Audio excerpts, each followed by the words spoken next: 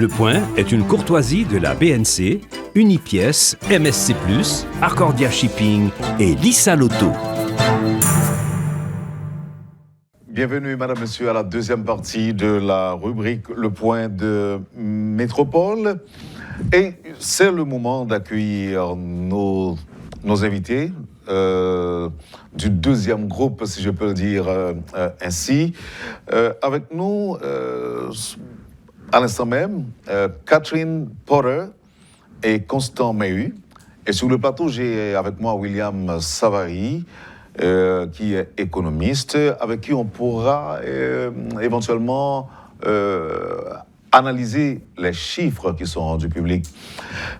Catherine Porter, vous êtes l'auteur de cet article. Bonjour, merci d'accepter d'être avec nous en Haïti ce matin. Merci, bonjour. Bonjour. Constant Mehu, vous êtes là, bonjour. Bonjour. Bienvenue. Merci. Vous avez joué un rôle clé apparemment dans la cueillette des informations, dans le cadre de cette enquête rendue publique la semaine dernière.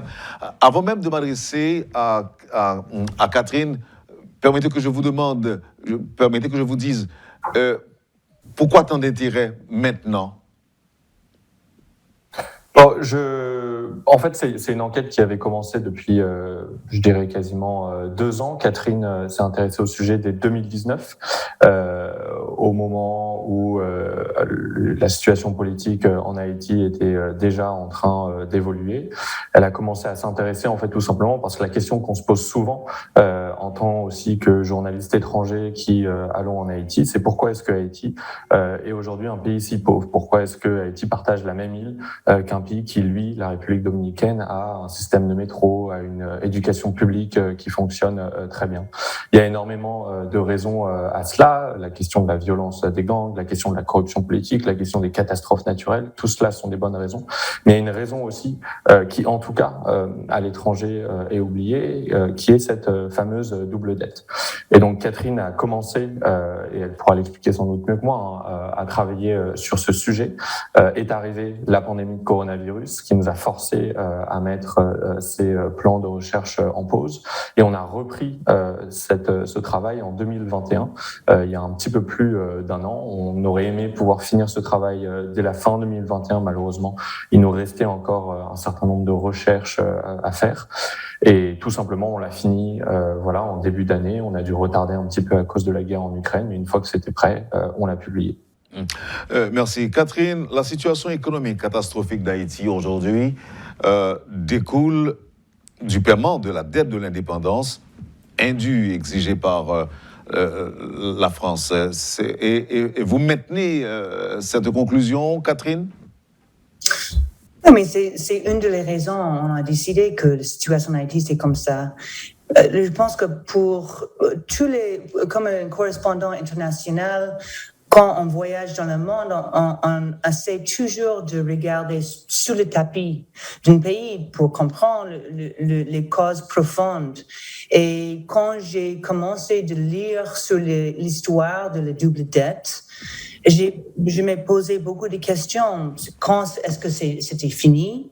Il y avait un débat entre les historiens quand les paiements de double dette sont finis. Combien Haïti a payé pendant des décennies à France? Qui ont gagné cet argent? C'est allé à qui? Quelle banque et aussi combien de paiements sont faits pour les banques? Alors, on a commencé un grand travail en posant les questions comme ça. Et même qu'il y a beaucoup des historiens haïtiens et français qui ont fait du travail sur ce sujet. Pour nous avons vu que personne n'est allé pour faire une comptable de tous les chiffres, de tous les paiements une année après les autres. Alors, c'est ça que c'était le bout de notre travail, et de faire un peu l'histoire de la double dette pour raconter l'histoire de la double dette pour tout le monde. Alors, on va revenir sur les montants collectés par la France. Mais avant, je ne sais pas, est-ce que vous avez prévu que votre article allait provoquer cette polémique entre la France et les États-Unis. Non, mais pour nous avons commencé des recherches comme journalistes. On a cherché pour la vérité, c'est ça qu'on fait normalement comme journaliste, et non pas vraiment posé ce que va arriver après on a publié ça. Pour nous, le but, c'était seulement d'aller si profondément qu'on pourrait faire, et en cherchant la vérité. Très bien. Alors, c'est intéressant la réaction, mais ce n'était pas pour nous de décider qu'est-ce que va arriver après on a publié. Toujours un peu de patience pour les chiffres, mais avec Constant Méhu, je voudrais savoir comment il a pu donc s'y prendre pour accéder à ces informations. De quelle information vous parlez? Des formations collectées et partagées, avec les formations sur les banques, les montants reçus par la France, voilà. Alors, en fait, ces informations, elles sont disséminées dans beaucoup d'archives, de livres et de documents différents. Donc, c'est pas moi uniquement qui ai travaillé à récolter ces informations. C'est toute notre équipe et également des chercheurs aux États-Unis, en France et en Haïti. Je dirais que parmi les principales sources, il y a évidemment des archives françaises, puisque ces paiements ont été envoyés à la France et ils ont été collectés notamment par une banque publique qui s'appelle la Caisse des dépôts et consignations. Donc, j'ai passé beaucoup de temps dans les archives de cette banque pour retracer les paiements. Il y a également le journal Le Moniteur, le journal gouvernemental haïtien. On a été retrouver les archives qui dataient du 19e siècle pour retrouver les chiffres sur le budget notamment. On a beaucoup utilisé les écrits de Frédéric Marcellin, un ministre des Finances haïtien à la fin du 19e siècle, au début du 20e siècle, qui avait fait aussi un travail pour retracer les paiements, notamment sur l'indemnité et l'emprunt de 1825. Et puis, il y a tout un certain nombre de documents qu'on trouve parfois sur des bibliothèques numérisées, en ligne, qu'on trouve dans des pamphlets, dans des brochures. Donc, ça demande beaucoup de patience, beaucoup de rigueur aussi, je pense, essayer de croiser les sources pour être sûr que les paiements ont bien effectué. Mais voilà, à force de patience et de travail, on est arrivé à avoir ces données sur à peu près 7 décennies qui retracent les paiements de la double dette.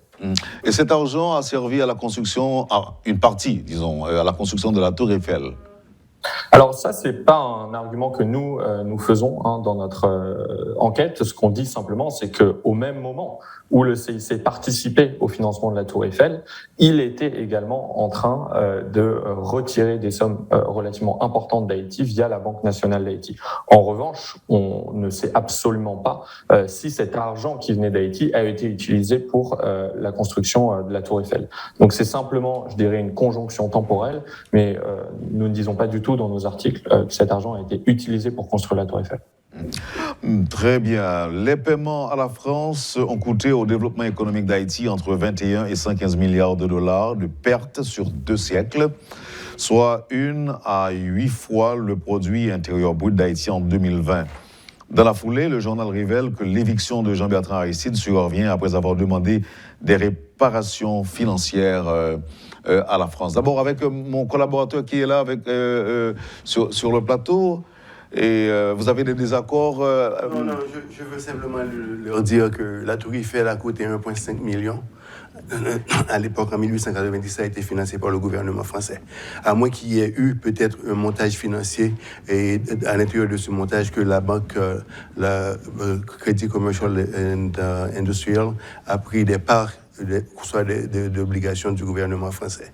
La deuxième chose, j'aimerais savoir quel taux d'intérêt, quel a été le taux de d'escompte que vous êtes utilisé pour aboutir à ce chiffre que vous avancez. C'est-à-dire à cette fourchette 21-115 ? Oui. Alors, pour le premier chiffre, c'est-à-dire 21 milliards, on a considéré en fait comme hypothèse que si cet argent était resté en Haïti, cet argent aurait grandi à un taux de rendement qui est le même que celui de la croissance du PIB haïtien. D'accord, et c'est comme ça on est arrivé à ce chiffre de 21 milliards. Pour la deuxième hypothèse, du coup, qui est une hypothèse qui est moins conservatrice, on a considéré que si cet argent était resté en Haïti, puisque c'était des sommes qui étaient relativement importantes, il aurait été investi dans des ponts, dans des hôpitaux, dans des écoles, tous ces investissements qui payent à terme et donc qui permettent justement de booster la croissance d'un pays. Et donc, on a utilisé comme taux de rendement hypothétique le taux de croissance moyen de l'Amérique latine, en considérant, et c'est selon certains économistes, que Haïti, sans cette dette, aurait pu connaître un taux de croissance qui serait le même que le taux moyen des autres pays d'Amérique latine. Et dans ce cas-là, on retrouve du coup ce chiffre de 115 milliards. Quel a été le taux que vous avez utilisé? Ouais. Et donc, pour la première hypothèse, on est sur un taux en moyenne par année de 2,15. Et pour la seconde hypothèse, on est à 3,2%. Donc, le mobile de cet article est venu du fait que vous avez observé l'état catastrophique d'Haïti, miné par des politiques corrompues, miné par les gangs, miné par la corruption, la pauvreté et la misère. C'est ce qui vous a un peu motivé à partir à la recherche d'informations jusque-là inconnues par le grand public pour rédiger cet article. Oui, c'était pas seulement pour moi comme journaliste qui est venu en Haïti la première fois en 2010, après la catastrophe. Alors, j'ai voyagé en Haïti il y a plus que 30 fois maintenant comme journaliste. Alors, ça, c'est une question qu'on pose toujours dans la tête. Pourquoi Haïti, c'est comme ça? Et on a voulu vraiment regarder plus profondément c'est quoi les causes de la situation en Haïti. Il y a beaucoup des enquêtes journalistiques on peut lire sur la corruption politique historiquement, mais aussi maintenant en Haïti. Alors, on sait que ça, c'est un facteur, bien sûr. Mais quand le double dette, on a posé les questions, c'est quoi le rôle de double dette aussi dans l'histoire d'Haïti et de situation maintenant à Haïti. Et ça, c'était vraiment le bout de notre enquête, de vraiment regarder profondément dans cette question de rôle de double dette et aussi de vraiment faire d'essayer de faire une enquête sur combien exactement Haïti a payé pendant combien des années et aussi ça a pris combien de ressources de le gouvernement d'Haïti à ce moment. Parce qu'au même moment qu'Haïti était en train de payer de temps en temps, une année, c'était plus de 40% de budget proposé d'État Haïti qu'il a envoyé en France pour faire le paiement. Alors, en ce moment-là, des autres pays comme les États-Unis, la France, mais aussi Costa Rica et des autres pays d'Amérique latine étaient en train de vraiment faire des grands investissements publics. Comme les écoles, les hôpitaux, mais aussi l'électricité des villes, les grands systèmes de l'eau potable et tout ça. Et ce moment-là, c'est pas arrivé en Haïti. Alors on a regardé tout ça et ça c'était vraiment le bout de notre enquête. J'ai deux questions auxquelles j'aimerais que vous répondiez. C'est pour la première question, est-ce que vous avez une idée du pourcentage de l'exportation haïtienne avant la Révolution que représente la dette à laquelle vous faites référence? Ça, c'est la première.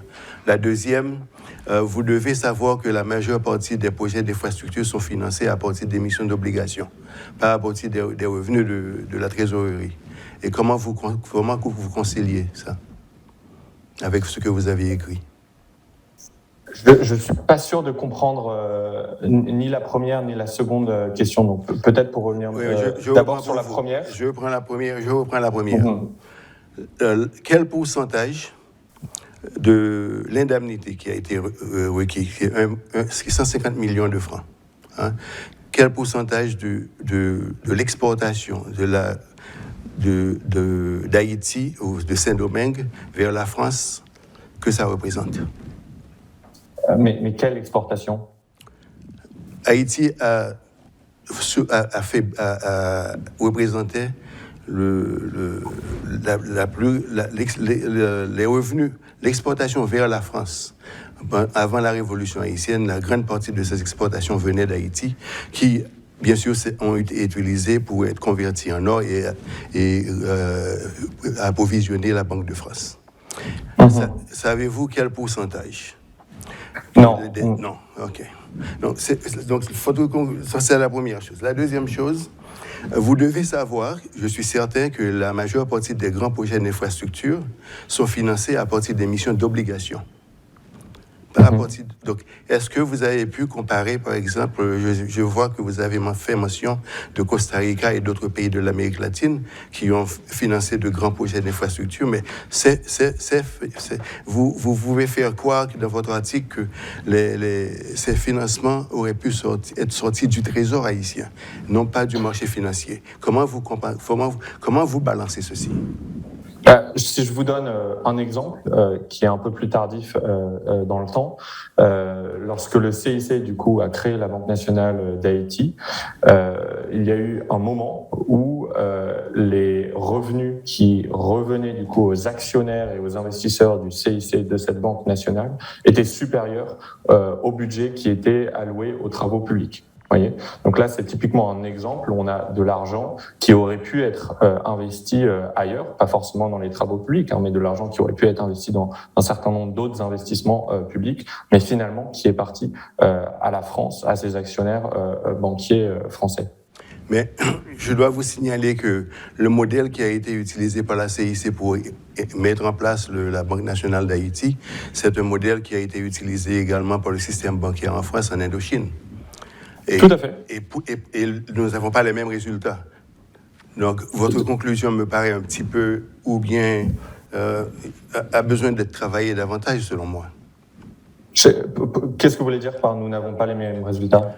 Le même modèle de banking, le banking model, qui a été utilisé, qui est le financement à travers le secteur bancaire privé. Non pas à travers le Credit Union qui a précédé, qui a échoué après la Troisième République. Okay? Maintenant, ce modèle a été utilisé également en Indochine, lorsque la France a voulu étendre son influence financière en Asie. Donc, j'essaie de comprendre comment votre conclusion pour Haïti, alors que les mêmes activités n'ont pas donné les mêmes résultats en Indochine. Alors, je suis pas certain pour le coup que la Banque d'Indochine, donc où le CIC était également présent, ait tant permis que ça à l'Indochine de se développer économiquement, mais je voudrais pas trop m'avancer là-dessus puisque c'est pas un cas que on a étudié plus particulièrement. Il y a d'autres exemples de ça. Il y a également la banque franco-égyptienne sur le canal de Suez. Il y a également les banques qui ont financé le canal de Panama. Tout ça a été effectivement des modèles qui étaient assez similaires, à savoir un certain nombre de groupes bancaires ou une banque qui vient créer une banque publique pour financer effectivement via la dette des projets. Sauf que dans le cas d'Haïti, cette banque-là n'a pas financé justement des projets de construction d'infrastructures ou aider les entrepreneurs en ouvrant des comptes d'épargne. C'était une banque, et c'est ce que notre enquête a montré, qui était là quasiment uniquement pour gérer les finances publiques du pays et notamment sa dette extérieure. Donc c'est cette banque-là qui a pris en charge la gestion de la dette extérieure d'Haïtienne. Et à chaque fois que de l'argent rentrait ou de l'argent sortait, prenait une commission. Et c'est cet ensemble de commissions qui a permis justement des revenus très importants au regard des budgets publics haïtiens, qui a permis à ces revenus de rentrer en France pour des actionnaires et investisseurs français. Merci. Alors, allons voir avec Catherine. Catherine, est-ce que vous pensez que ce serait une bonne idée qu'Haïti entame un procès contre la France maintenant? Et puis, on aurait aussi aimé savoir les noms des Haïtiens qui ont collaboré dans ce projet.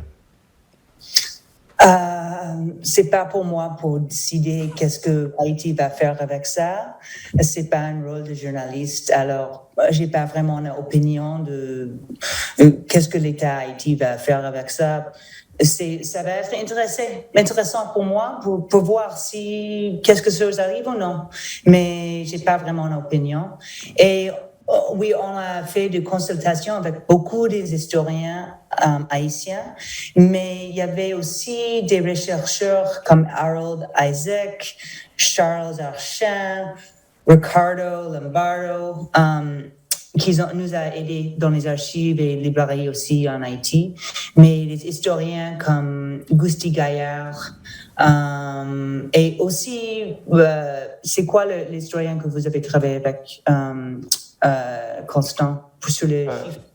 Avec Guy Pierre, l'économiste Guy Pierre notamment, avec lequel j'ai beaucoup travaillé. Oui. Georges Michel, on a parlé toujours beaucoup avec Georges Michel aussi. On a parlé avec beaucoup des historiens haïtiens, français, américains. Et comme j'ai dit au début, c'est pas une histoire inconnue, bien sûr en Haïti, mais pour nous c'était seulement une question de combien Haïti a payé que nous a intéressé beaucoup. Alors, on a essayé d'aller plus profondément. Et aussi, la chose qu'on a fait, c'est de faire une traduction en français. Tous les 5 articles qu'on a fait, il y a 4 articles et aussi un graphique qu'on a fait. Tous les 5 sont traduits en français, mais aussi en créole. Et ça, c'est la première fois que le New York Times a fait une traduction des grands articles comme ça en créole. Mais pour nous, c'était important que les gens de Haïti, mais c'est une histoire c'est des articles sur l'histoire d'Haïti, et c'était important pour nous que les Haïtiens, beaucoup de Haïtiens parlent pas vraiment français. On voulait qu'ils puissent lire ça ou écouter ça sur la radio en leur langue nationale. Alors, ça, c'était une première fois que le journal a fait ça. Et on a travaillé avec 3 traducteurs haïtiens-américains de Miami qui ont fait ça pendant plus que moi.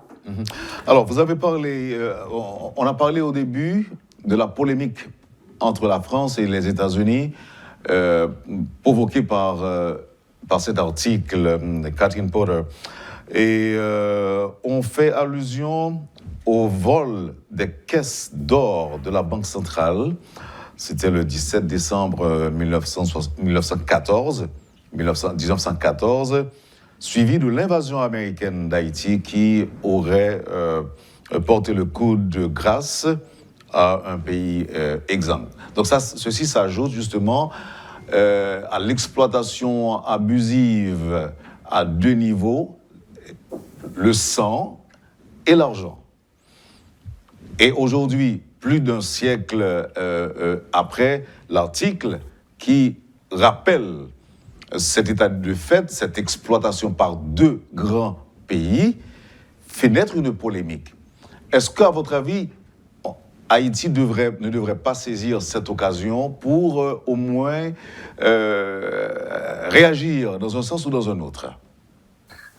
Là encore, je crois que c'est vraiment pas notre rôle en tant que journaliste de dire ce que les autorités haïtiennes devraient faire, ni d'ailleurs ce que les autorités américaines ou les autorités françaises devraient faire. Notre rôle uniquement, c'est de... N'avez-vous pas pris connaissance des réactions américaines, françaises après la parution de l'article? Je ne crois pas qu'il y ait eu de réaction française, précisément, à moins que je les ai manquées, mais j'ai contacté l'Élysée et le ministère des Affaires étrangères et tous les deux ne m'ont pas répondu, en tout cas n'ont pas envoyé de commentaires ou de réactions. Pour ce qui est des autorités américaines, je ne crois pas qu'il y ait eu une réaction de la part des autorités actuelles américaines non plus. Il y a eu uniquement cette tribune de l'ancien ambassadeur en Haïti américain, James Foley, donc, qui conteste que les États-Unis auraient participé à un coup contre Aristide, c'est-à-dire la position par ailleurs qu'on avait exposée déjà dans notre article en citant à la fois Powell, l'ancien ministre des Affaires étrangères américain qui est aujourd'hui décédé, et Luis Moreno qui était le numéro 2 de l'ambassade à l'époque.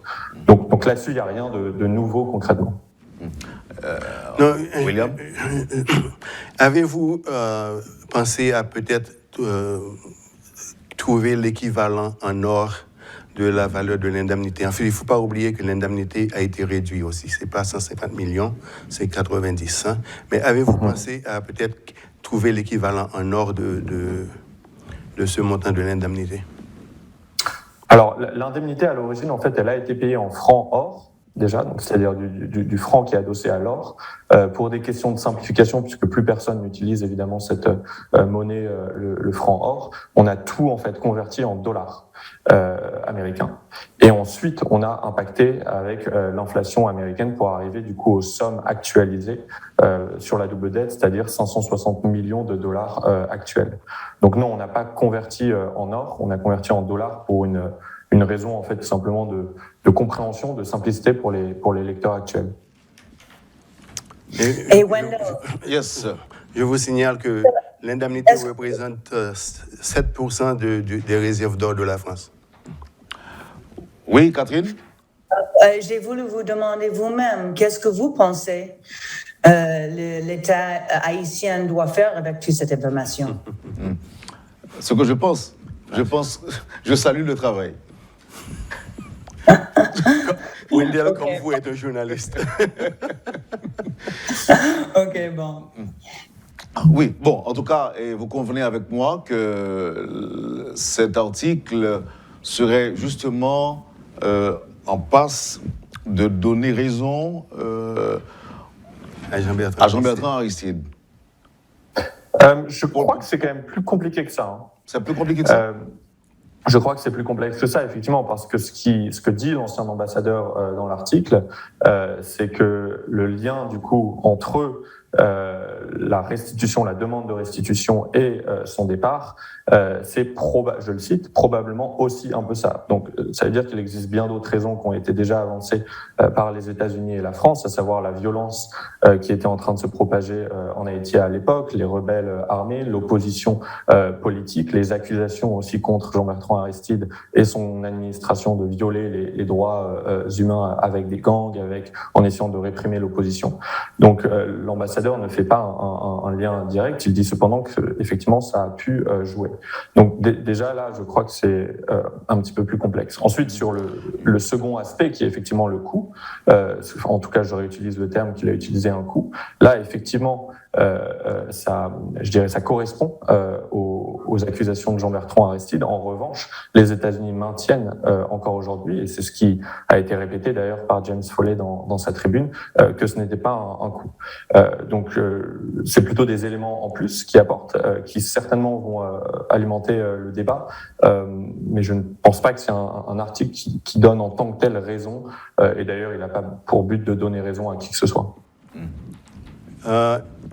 Avez-vous pensé à peut-être faire une corrélation entre l'indemnité, ça fait les réclamations de Jean-Bertrand Aristide, et peut-être des réclamations qui auraient pu avoir lieu, par exemple, à la Jamaïque, à la Martinique et d'autres pays?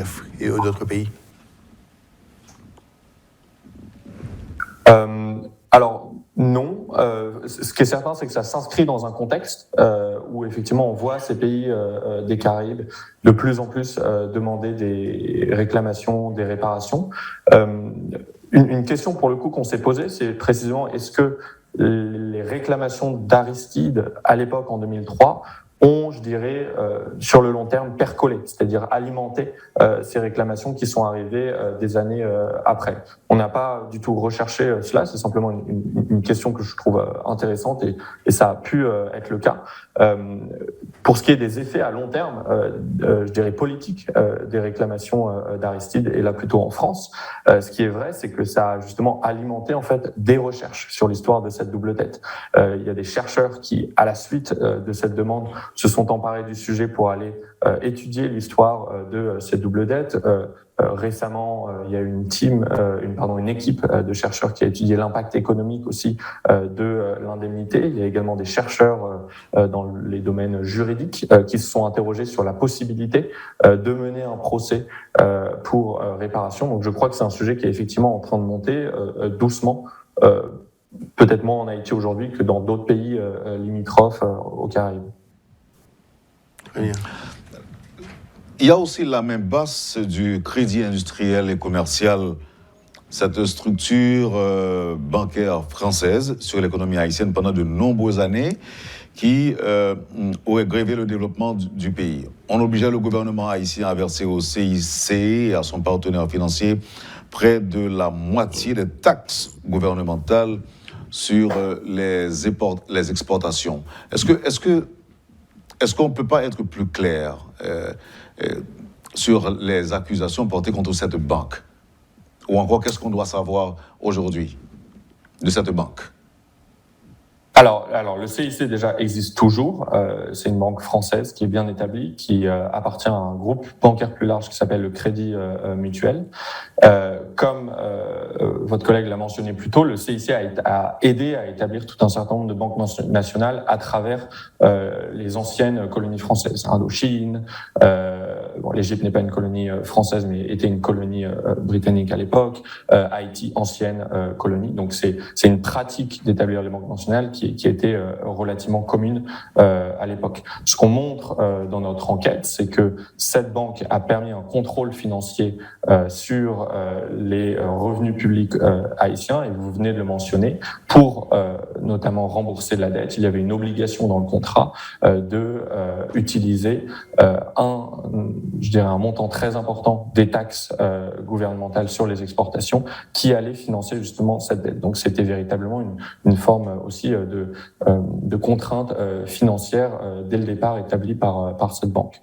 Pour ce qui est également de la réaction du CIC, qui me semble importante à rappeler, dès lundi, le Crédit Mutuel, c'est-à-dire le groupe qui est propriétaire du CIC, a annoncé qu'à la suite de notre enquête, ils allaient financer des recherches historiques dans leur passé en Haïti, mais peut-être, en tout cas la déclaration ne précisait pas, peut-être également dans d'anciennes banques qu'ils auraient pu créer, dont notamment la Banque d'Indochine.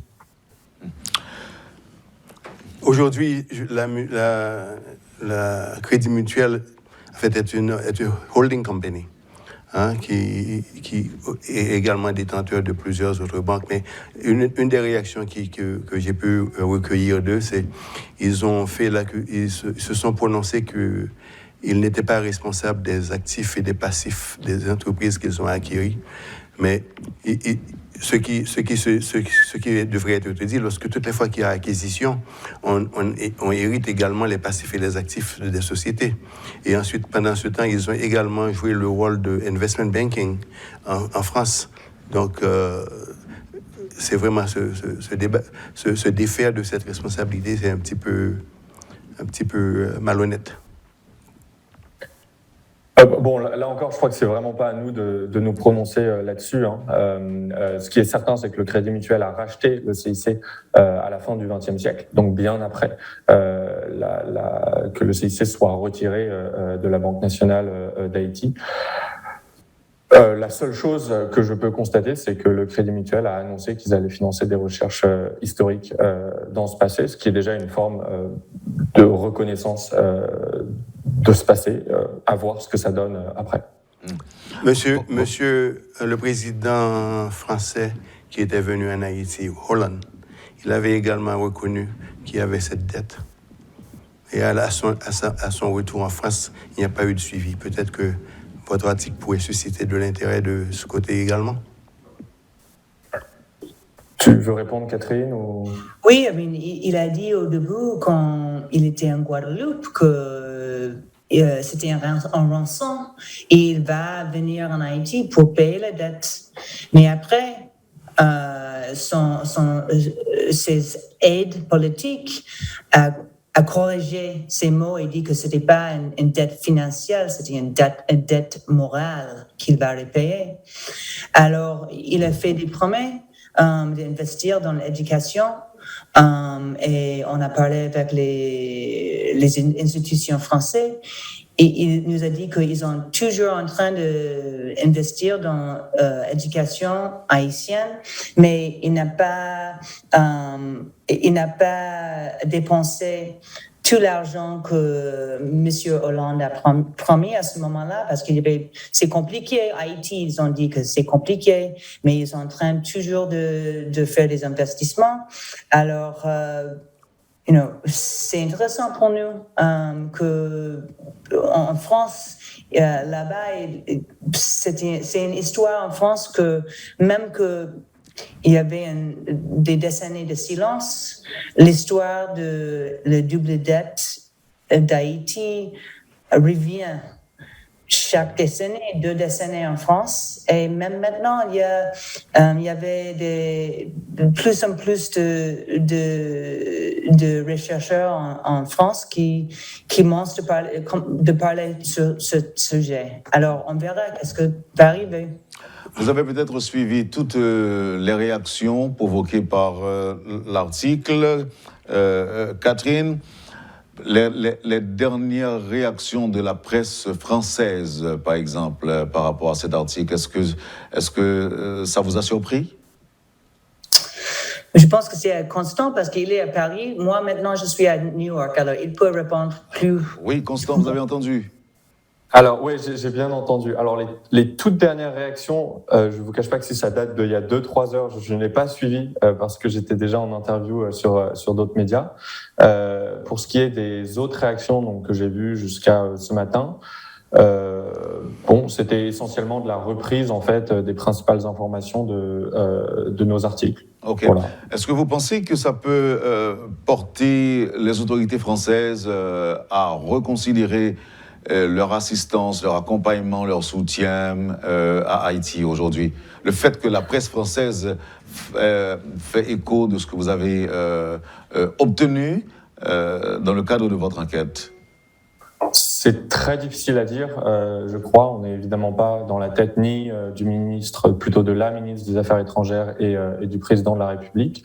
Lorsque j'étais en lien avec le ministère des Affaires étrangères pour leur demander, avant qu'on publie, de commenter, donc leur partager un certain nombre d'informations de notre enquête, ils ont répété plusieurs fois dans les questions que je leur ai posées qu'ils témoignaient de leur solidarité envers Haïti et ils développaient notamment sur l'aide financière et humanitaire qui avait été apportée.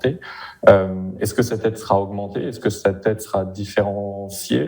J'en ai absolument aucune idée. La seule chose que je peux dire à ce moment-là, c'est que la France n'a pas réagi sur ce sujet. Donc, je suis comme vous, j'attends véritablement de voir. Maintenant, après cet article, il y a d'autres sujets qui vous préoccupent en Haïti et qui méritent encore d'autres enquêtes? Catherine? On ne sait pas, Wendell. Oui, bien sûr, Haïti, c'est un pays qui intéresse beaucoup moi comme journaliste, mais aussi le New York Times. Alors, bien sûr, on va suivre des autres enquêtes. La situation d'Haïti, c'est vraiment intéressant pour tout le monde. Alors, on va toujours faire des recherches. Dans quel sens c'est intéressant pour tout le monde? À cause de ce qui se passe maintenant? Et vous avez eu un président qui était assassiné l'été passé. Vous avez, une situation politique vraiment tendue à ce moment-là. Vous avez, il y a beaucoup de choses qui passent maintenant en Haïti avec le kidnapping, avec le politique, avec la situation du président. Alors, bien sûr, c'est un pays important pour nous et c'est un pays que nous intéresse comme journalistes. Et on va revenir dans des autres sujets. On ne peut pas choisir jusqu'à ce moment. Mais restez sûr qu'on va trouver des autres choses et on va rester vraiment curieux de la situation en Haïti. C'était un plaisir de vous avoir ce matin. Merci de votre disponibilité, Catherine Porter. Je rappelle que vous travaillez pour le New York Times et ce matin, on essayait donc d'éclairer la lanterne de ceux et celles qui n'ont pas trop bien cerné le contenu de cet article que vous avez publié sur la dette haïtienne vis-à-vis de la France et surtout la façon dont cette dette a été acquittée par Haïti. Et comme je l'ai dit à plusieurs reprises, j'arrête pas de le dire, l'article a provoqué en quelque sorte une polémique, je dirais, entre deux pays, la France et les États-Unis. Je vous remercie infiniment d'avoir accepté d'être avec Métropole ce matin. Merci aussi à votre ami Constant Méhu, et qui, lui, est en France actuellement, et vous êtes aux États-Unis. Vous avez accepté d'apporter quelques éclairages pour Métropole, pour le public de Métropole surtout. Je ne sais pas si vous avez un dernier mot, Catherine? Non, simplement merci. Merci beaucoup, Wendell, pour nous avoir accueillis là-bas. Et nous sommes vraiment intéressés de voir ce que va passer dans l'avenir avec toutes les recherches. Merci. Je ne sais pas si Constant, vous voulez placer un dernier mot aussi? Exactement comme Catherine, vraiment. Merci beaucoup d'avoir pris du temps aussi pour revenir avec nous sur ces recherches, détailler un certain point. Et on est curieux de voir comment tout ça va aussi évoluer dans les réactions. Alors, je retiens les derniers propos de Catherine qui affirme que Haïti est intéressant ou intéressante pour les journalistes, pas pour l'américaine qu'elle est, pas pour le français que vous êtes, mais à cause des événements qui marquent l'histoire d'Haïti. Aujourd'hui, l'assassinat du président, les kidnappings, l'insécurité, la pauvreté, alors que c'est un pays qui apparemment, selon l'article, a été exploité de façon abusive par l'international. Merci Constant. Merci. Merci. Allez, à bientôt. Au revoir. Bientôt. Bye bye. Au revoir. Au revoir. Bon, je pense que ça a été bien fait. Mais à la suite de leur article, je dois vous signaler que je suis membre d'un groupe de la société civile qui effectivement se penche sur la question de la dette. Oui. Et donc, c'est pas encore fini. Mais vous avez pris du temps à rendre au public vos réflexions, vos recherches sur le dossier? Bon, les recherches que j'ai menées sur le dossier, en fait, sur Haïti, parce qu'en fait, j'ai écrit un livre d'histoire d'Haïti pendant mes 40 ans de recherche sur le pays, qui sera peut-être publié l'année prochaine. Mais ce que j'ai à dire, en fait, vous savez, c'est vraiment de l'inédit. Parce que l'approche que j'ai, c'est plutôt une approche qui cherche à responsabiliser les Haïtiens plutôt qu'à blâmer les étrangers. Donc, mes points de vue sont en génération controversés parce que ça ne rentre pas dans la lignée de ce qui est généralement dit en Haïti, que c'est le blanc qui est responsable, c'est le mulâtre qui est responsable, c'est le vaudou qui est responsable. Donc, je responsabilise les Haïtiens. Merci William Savary. Je rappelle aussi que vous êtes économiste et vous êtes promoteur de la bourse, non? De la bourse. Mais aussi, bon, nous avons le show Écho de la finance où nous discutons de choses et d'autres. Merci. Vous avez suivi, madame, monsieur, la rubrique Le Point de Radio et Télémétropole. C'était un petit peu marathon aujourd'hui. Merci quand même de nous avoir suivis, de nous avoir accueillis chez vous. Passez une excellente journée avec Métropole et à demain. Quand les nouvelles s'affolent, Métropole fait le point. Le point tous les matins, simultanément sur Radio et Télémétropole. Le point est une courtoisie de la BNC, Unipièce, MSC+, Arcordia Shipping et Lisa Lotto.